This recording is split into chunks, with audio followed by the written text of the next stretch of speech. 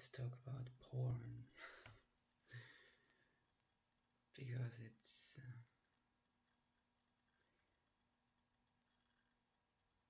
um,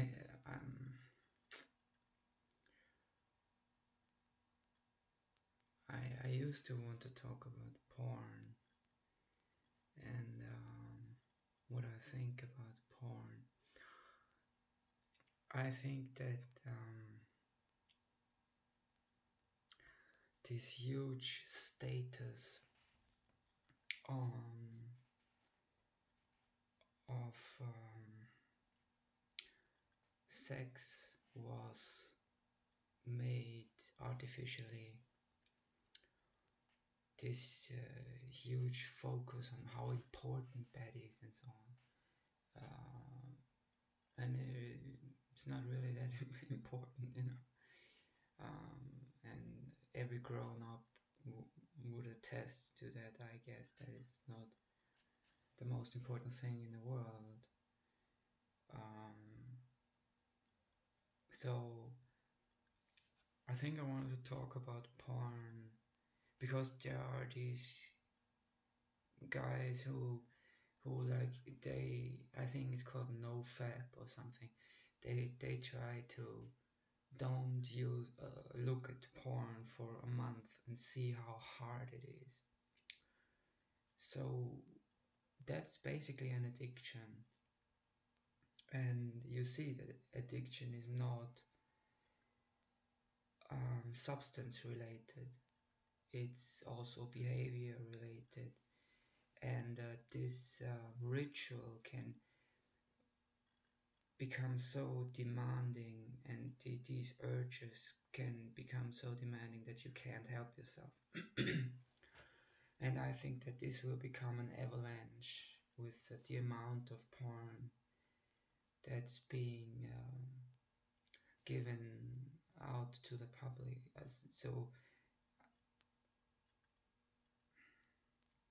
So the scientists say that what keeps arousing males is the novelty.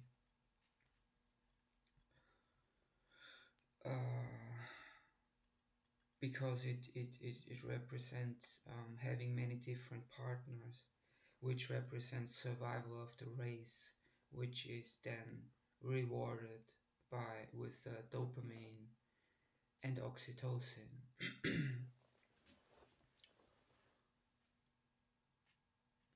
So, and I have to use that phrase again, like the Bible says, if you open the door to sin, it's very hard to close that door. It might be possible with porn if you're not too deeply involved with it, to close the door, to restrain yourself from doing it. But it also might not be possible to do it on your own, because basically that's how isolated we have become, and the rate of depression in in in the public will be by the year 2030 will be 1 in 2 persons who struggle with major depressive disorder. So this is life threatening.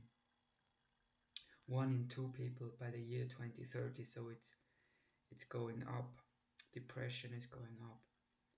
Loneliness is going up. Loneliness is also a major factor for suicide, and so on and so forth. And it doesn't sound very encouraging if you just look at the data. And I just listened to Dr. Sapolsky from Stanford talk about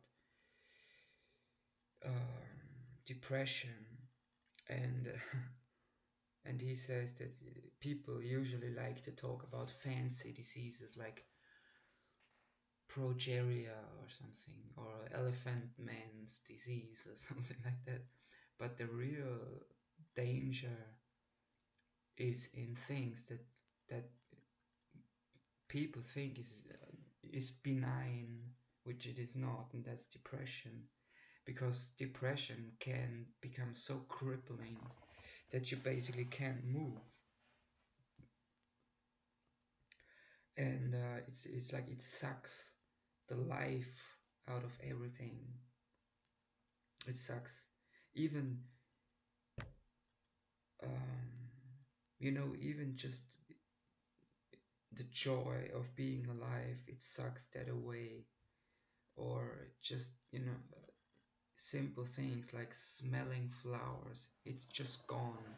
Everything is bleak and gray, and just there's no excitement. Everything is just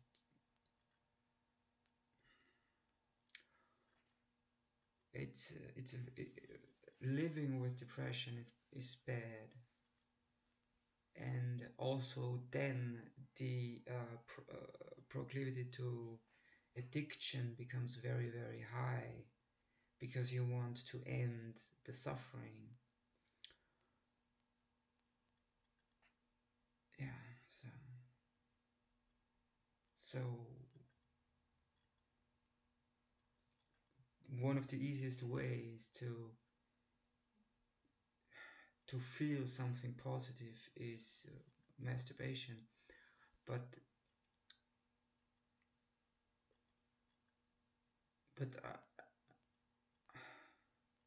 I don't think you should not do that.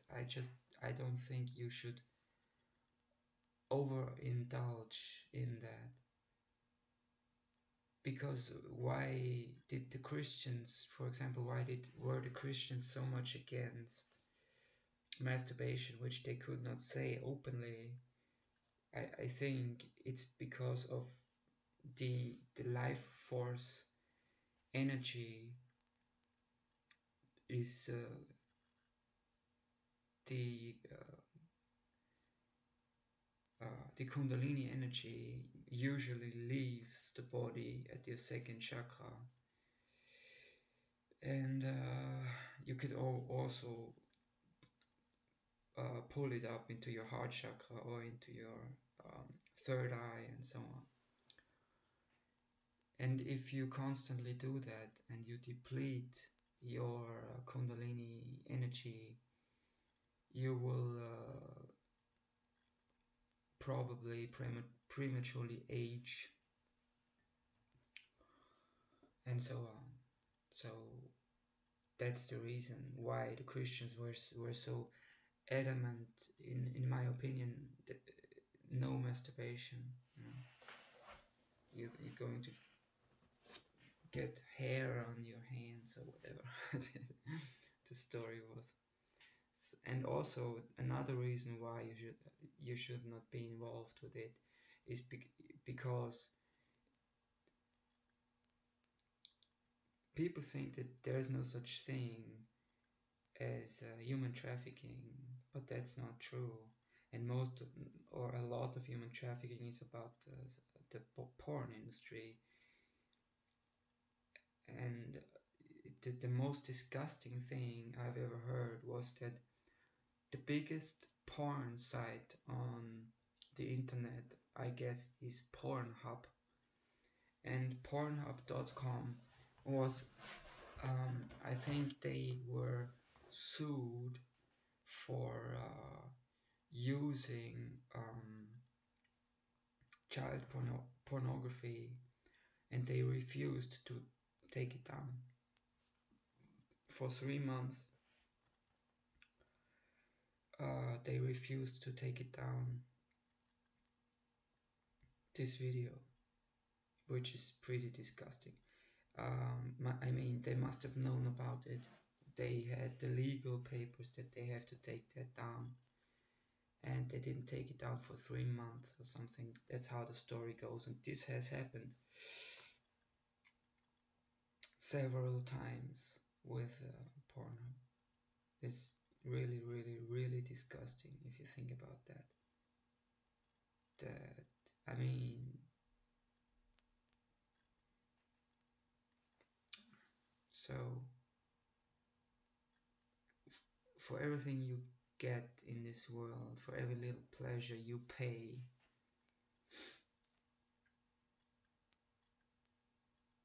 and you pay with your life force energy. And that's also a reason why I think you should not. Oh, and also people have this attitude that, yeah, they don't know what they are talking about, they are superstitious. And I really don't think so. I think that mostly the public doesn't know what they are talking about. And even the scientists nowadays often are so concentrated on their field, like just mathematics or just physics, everything else doesn't exist. And even Albert Einstein said that the more you learn about physics, the more you must acknowledge that there must be a creative force behind it. It can't be any other way. And if you look at his formula, it's very nice how he did that. If you look at Einstein's formula, it's E equals mass uh, times the speed of light squared. So mass equals energy divided by the speed of light squared, and the speed of light squared is a huge number. Speed of light is 299,000 miles per second, not per hour, per second, and that's squared, and that's the amount of mass in the universe. So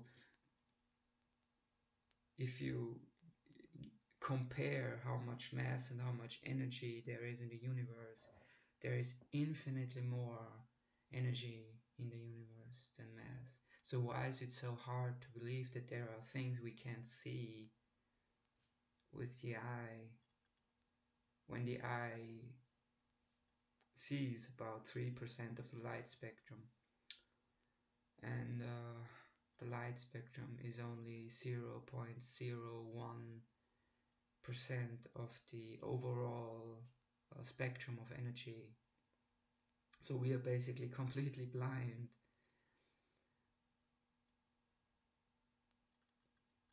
It's arrogance, I think. So, but there were people who saw these things, but it's so hard to believe that maybe people have this attitude that if it is not based on the scientific method, which is something has to be repeatable, um, um, to be accepted as proven. So that's, or it's sometimes they call it the empirical method or whatever. So, but in my opinion, it's just as valid if you have observed something over thousands of years, again and again and again and again and again and again and again. And like there, for example, many people believe in the Bible, but they don't believe in demons. That's also that's also very interesting. It's so you this is that's cherry picking what you want to believe. So you could just make up your own religion, like L. Ron Hubbard did.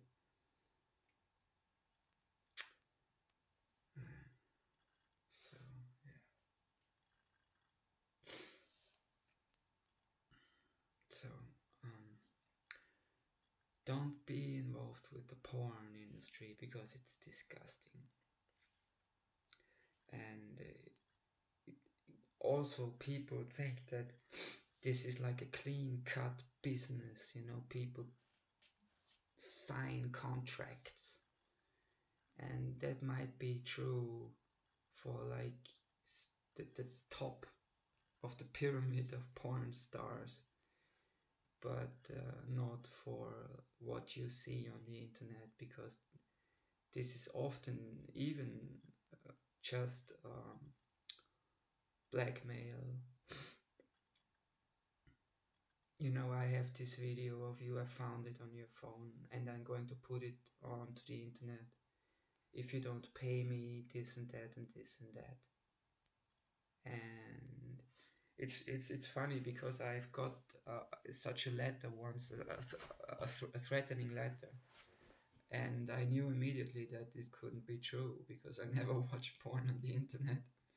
So you just, even by being involved with something like that, you open yourself up to blackmail, and you can't really tell if this guy is serious or not, because I got a letter once where it says, I know everything about your seedy lifestyle or something like that. And he wanted to be paid like 5,000 euros in Bitcoin or something. And then after going over the text 3 or 4 times, I saw that it was a chain letter. So you could see that this was like a letter that this guy sent out to thousands of people or something, to find one guy who would pay, just because he's involved with it and deeply. And that's also a reason why I always tape off my microphone and my camera, which, by the way, also Mark Zuckerberg does. Tape off with tape the camera and so on, because I don't want a listening device in my room, house, wherever, car. That's, you know, you don't even need the Stasi anymore. If you have a listening device in your room, you just have to install a Trojan horse and listen to, and also a keylogger. Then you have all his passwords, everything he types in any search engine, and it's very easy to do that.